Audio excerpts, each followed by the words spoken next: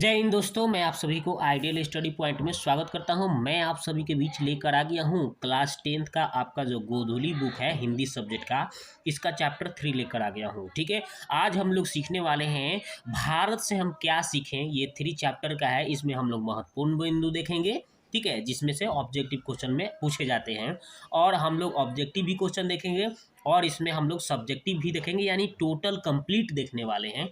तो वीडियो को शुरू से अंत तक जरूर देखिएगा। तो चलिए स्टार्ट करते हैं बहुत ही बेहतरीन तरीका से।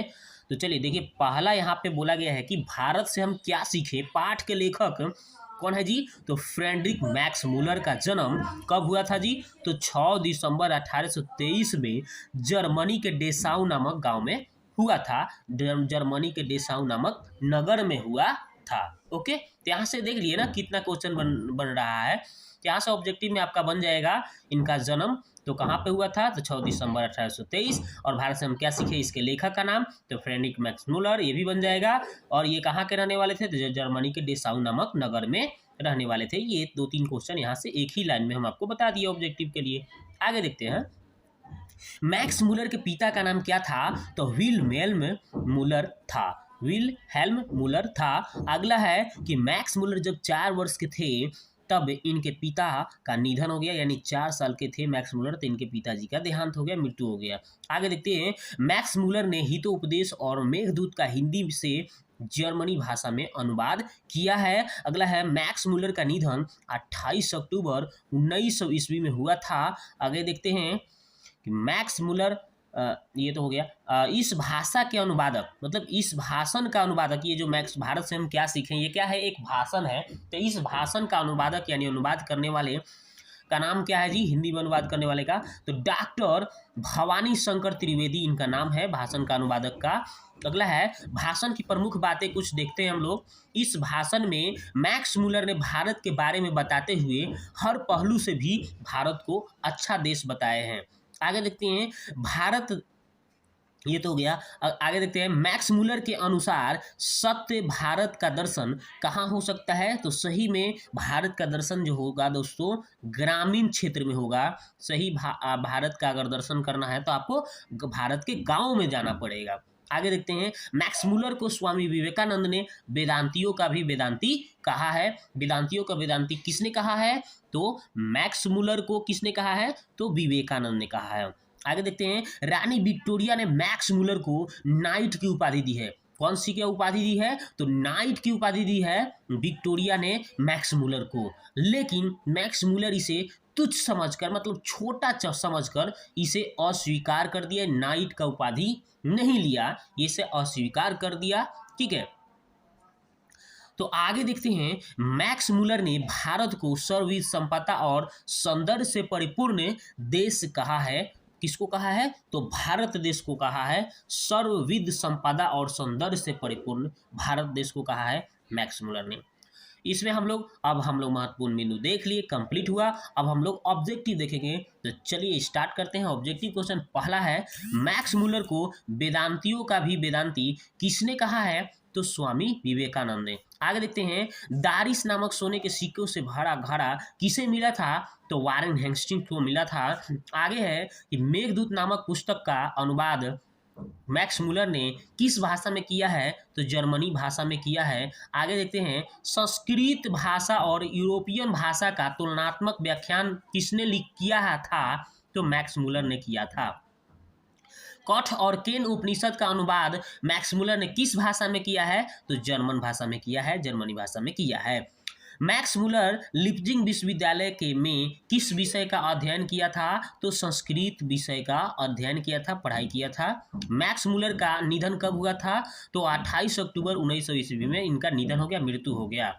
पारसियों के धर्म का क्या नाम था? तो पारसियों का धर्म ग्रंथ का नाम था दोस्तों जरथुस्त्र नाम था। आगे देखते हैं, मैक्स मूलर का जन्म कब हुआ था? तो 6 दिसंबर 1823 ईस्वी में हुआ था जन्म। जनरल कनिंघम का संबंध किससे था? किससे है दोस्तों? तो पुरातत्ववेत्ता से है, पुरातत्व से है। आगे देखते हैं, 172 दारिस नामक सोने का सिक्का का घड़ा कहाँ मिला था? तो वाराणसी में मिला था। महारानी विक्टोरिया ने नाइट की उपाधि किसे प्रदान की थी? तो मैक्स मुलर को प्रदान की थी। नालंदा विश्वविद्यालय कहाँ स्थित है? तो अपने बिहार में है। आगे देखते हैं। अगला है निर्वंश। निर्वंश विद्या संबंध किससे है? तो मानव विज्ञान से है। अगला है दारिस क्या है? तो सोने की प्राचीन कालीन सिक्का है। प्लेटो का संबंध किस देश से है? तो यूनान देश से है। भारत से हम क्या सीखे के रचनाकार कौन है? तो मैक्स मुलर है। आगे देखते हैं शाहनामा का रचनाकाल क्या है? तो 10वीं से 11वीं सदी में शाहनामा का रचना हुआ था। संस्कृत का अग्नि शब्द लैटिन में किस भाषा में रूप मिलता है? तो इग्निस। इग्निस में मिलता है। संस्कृत का अग्नि शब्द लैटिन भाषा में किस रूप में मिलता है? तो इग्निस रूप में। सर विलियम जोन्स ने भारत की यात्रा कब की थी? तो 1883 ईस्वी में की थी। सॉरी 1783 ईस्वी में सर विलियम जोन्स ने भारत की यात्रा कब की थी? तो 1783 ईस्वी में। मुंडा किस देश की जाति है? तो भारत में ही है। किस देश की जाति है? तो भारत देश की। भारत से हम क्या सीखे पाठ के में नए सिकंदर किसके लिए प्रयुक्त किए हुआ है? तो युवा अंग्रेज अधिकारियों के लिए। भारत कहाँ वसता है? तो गाँव में। भारत कहाँ वसता है भाई दोस्तों? भारत कहाँ वसता है? तो गाँव में भारत वसता है। मैक्स मुलर का जन्म कहाँ हुआ था? तो जर्मनी के डेसाउ नगर में हुआ था। वारेन हेस्टिंग कौन था? तो भारत का गवर्नर जनरल था।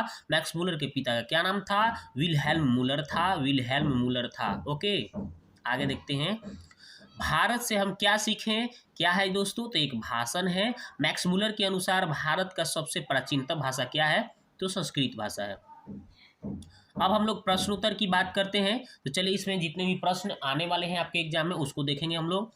समस्त भूमंडली में सर्वविध संपदा और प्राकृतिक सौंदर्य से परिपूर्ण देश भारत है। लेखक ने ऐसा क्यों कहा है? तो इसका आंसर देखिए। लेखक ने भारत को सर्वविध संपदा और प्राकृतिक सौंदर्य से परिपूर्ण देश कहा है ना? क्योंकि भारत में किसी भी संपदा की अन्य देशों की तुलना में कमी नहीं है और भारत का सौंदर्य काफ़ी आकर्षक है। यहाँ की नदियाँ, पर्वत, हरे भरे खेत लोगों को अपनी ओर आकर्षित करते हैं। ठीक है ना? आगे देखते हैं। अगला क्वेश्चन है भारत की दृष्टि में सच्चे भारत के दर्शन कहाँ हो सकते हैं और क्यों? तो लेखक के अनुसार सच्चे भारत का दर्शन मुंबई, दिल्ली, कोलकाता जैसे शहरों में नहीं हो सकती, बल्कि सच्चे भारत का दर्शन ग्रामीण क्षेत्र में हो सकता है, क्योंकि ग्रामीण क्षेत्र में भारतीयता दिखाई देती है। अगला क्वेश्चन है धर्मों की दृष्टि से भारत का क्या महत्व है? तो धर्मों की दृष्टि से भारत का विशेष महत्व है। यहाँ विभिन्न धर्मों के लोग जैसे हिंदू, मुस्लिम, सिख, ईसाई इत्यादि आपस में मिलजुल कर रहते हैं और विश्व के किसी भी देश में ऐसा व्यवस्था नहीं है। आगे देखते हैं।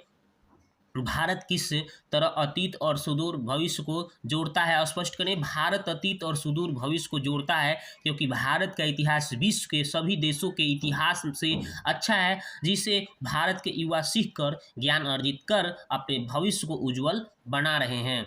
अगला क्वेश्चन है अगला है 5 नंबर क्वेश्चन है लेखक वास्तविक इतिहास किसे मानता है और क्यों? तो इसका आंसर है लेखक मैक्स मुलर के अनुसार वास्तविक इतिहास वह है जिससे कुछ सीखा जा सके। लेखक भारत के इतिहास को वास्तविक इतिहास बताते हैं क्योंकि यहाँ के इतिहास में बहुत अच्छा ज्ञान सीखने को मिलता है। बस इसका आंसर कंप्लीट हुआ। अब हम अगले चैप्टर जो है ये 4 चैप्टर अगले वीडियो में लेकर आऊँगा। ये तो थोड़ा बड़ा वीडियो हो जाएगा। ठीक है। अब दोस्तों आपको ये वीडियो कैसा लगा आप कमेंट बॉक्स में जाके कमेंट कीजिए। तब